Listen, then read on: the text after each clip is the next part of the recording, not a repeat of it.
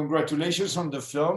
I would like to know, why did you both decided to go into such a beautiful, intimate story, considering that in the past you've done this other things like Alan, all those great TV shows and movies, and Paul Bettany, superheroes and others, and other roles like that.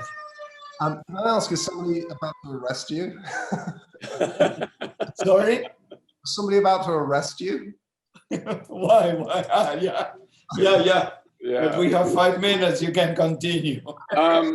For me, I like to do different things. So if I've done something like, for example, after American Beauty, I got offered every male midlife crisis movie in the world, and I didn't want to do it, but I wanted to do something different. So after my most recent thing, which was a big TV series for HBO, I wanted to do something different and something small and just really intimate and about people.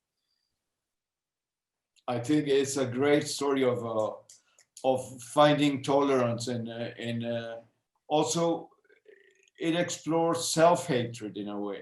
Yeah, absolutely. Because since Paul's character Frank lives in such a, well, in South Carolina, I'm sure still the same. I don't know, but it might be. So, Paul, can you comment a little about the struggle that Frank goes through it? I think hit the nail on the head. I think that Frank feels a lot of sort of secondary shame and probably guilt for his family. There's the shame that he feels it would bring on his family if he was frank about who he was. I didn't intend that pun, but there it is. And I think that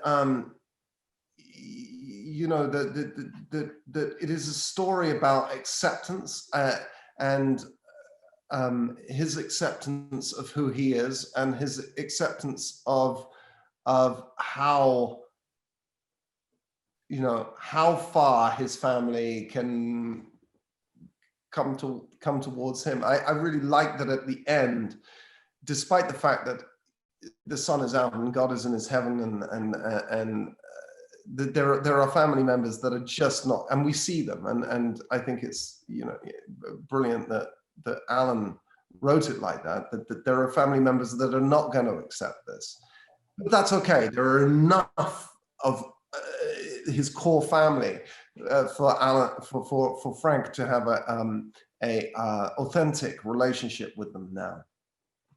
I think, Alan, and well, both of you, that is an intelligent movie because through emotions, you bring up subjects that are hard to express if you're like in a podium, like an intellectual, don't be a bigot, but you're showing like tolerance in a human way. And I think it's a great tool to bring people closer to what your message is. Yeah, I think so. So are you manipulating us in a good way? No, I think I'm kidding. That's a joke. In my mind, you don't want to like make a movie that says like, hey, you know, like bigotry is bad, because duh.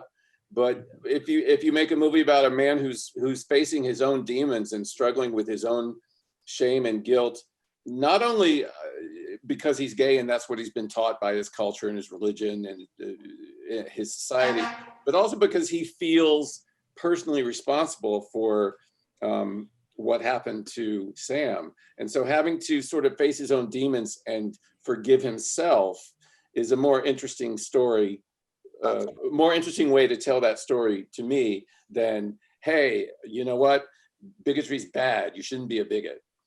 That's right. Yeah. Paul, last question. I mean, it seems that everybody's out of the closet, but it's not the case. I'm out of the closet, but well, that's different. But I think that this film is going to help to a lot of people who are in the closet and they're going through what Frank went through.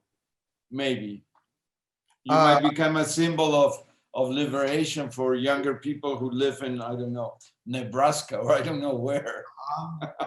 I mean, Alan and I spoke about this, and I think Alan spoke very eloquently earlier on today, and he was talking. It's a story for anybody who wants to live their life authentically. You know, I can tell you, I was raised by a father who was a closeted gay man, and he came out at 63, and it was a relief for everybody. And then sadly, he went back into the closet after his partner died. But there is a consequence. There is a cost to being raised by somebody who is experiencing that much shame and is unable to live their life authentically. And we would have had a very different relationship had he been able to get right with himself and be accepting of himself.